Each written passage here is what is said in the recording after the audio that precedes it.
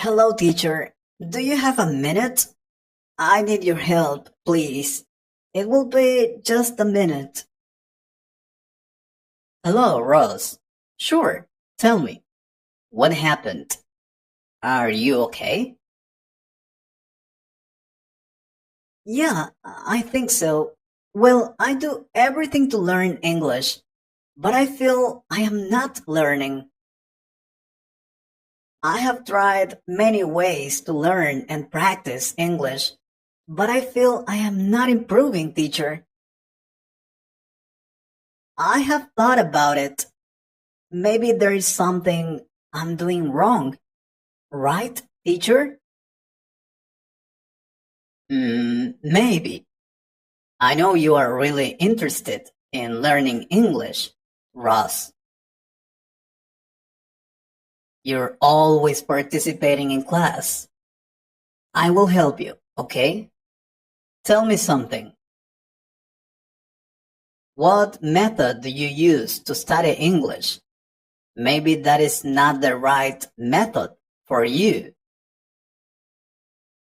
Well, I do a lot of things. I have tried many things, but I will tell you, I hope you can help me. For example, I watched a video on YouTube. They said you could learn English by listening to that video.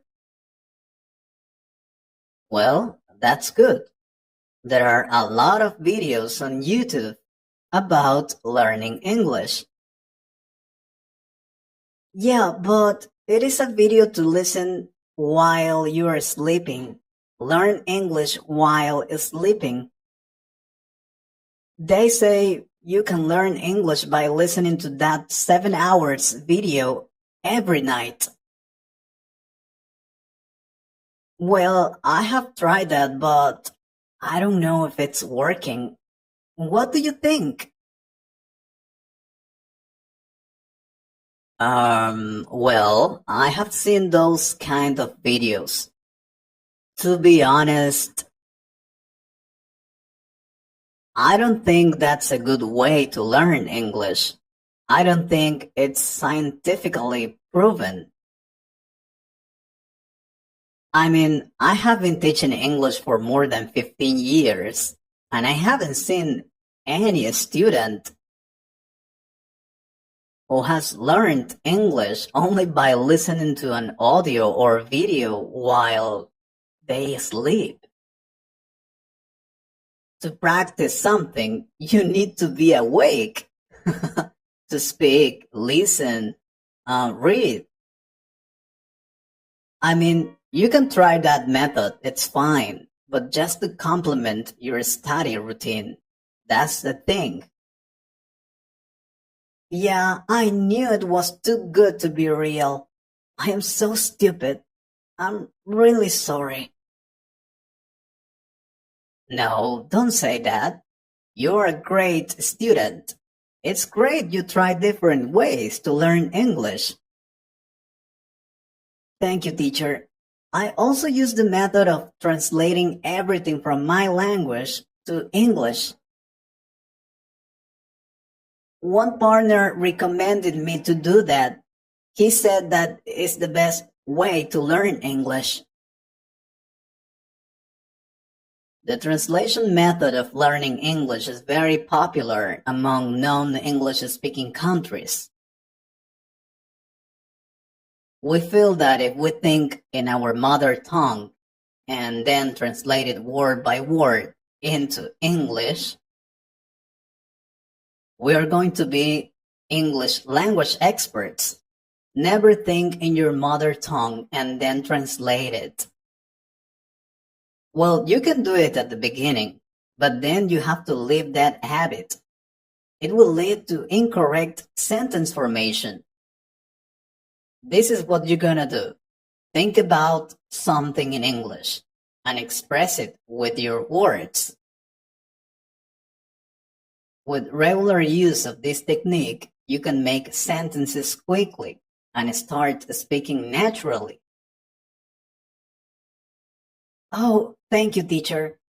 Oh, I also use the method of learn English when you want. I saw this on a video. They said I have to practice my English only when I want to,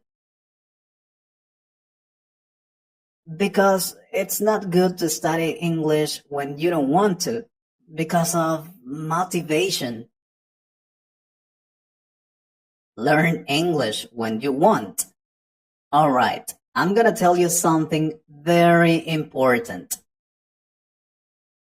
Do not start learning a foreign language if you do not have time for this.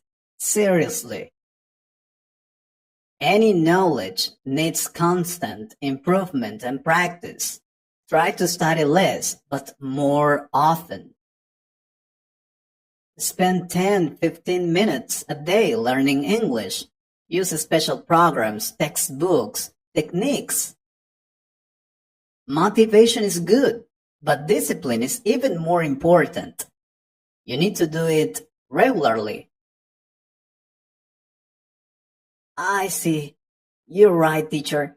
I always think of grammar rules while talking to someone in English. That's another method I use to speak English correctly. That way, I make sure I don't confuse. Let's see.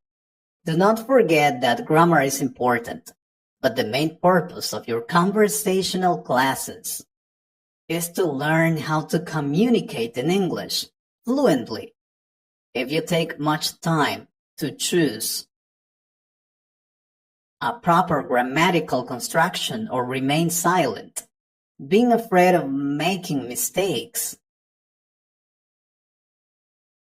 you will not be able to learn how to talk fluently. And I am not telling you, forget about grammar. Of course not. Grammar is important. But don't think of grammar rules while talking to someone in English. Alright, teacher. I won't do it anymore. Oh, also I use a specific method to improve my listening. I try to understand and translate every word spoken by the interlocutor. Do not listen to all the words of the interlocutor and do not focus on separate phrases, especially unfamiliar ones. Better concentrate on those that you know. Try to catch the general sense of what was said. Do not hesitate to ask your interlocutor to repeat his words. If you could not hear something or did not understand it, they will repeat or explain it in other words. Oh, okay, teacher. I also learned the words on the cards and always write down unfamiliar words. No, do not write down separate words. Learn them in the context. Memorizing phrases and their translation. Write down such phrases only when you come across an unfamiliar word. A second time, and still are unable to remember its meaning. Create a separate notebook or document in your smartphone, laptop, or write down these phrases only there. Do you get it? Yes, teacher, I understand. Oh, I also use this method. I use books with translation into my native language. Is that okay? There are books in which English text alternates with its translation into your native language.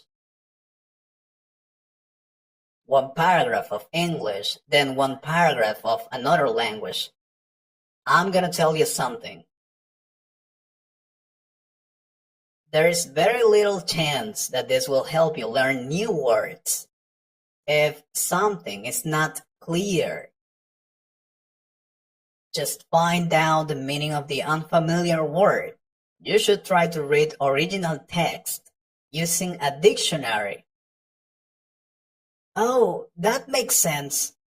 I will do that. Thank you very much, teacher. Another method I use is, I'm sorry to interrupt you, but I have a class right now.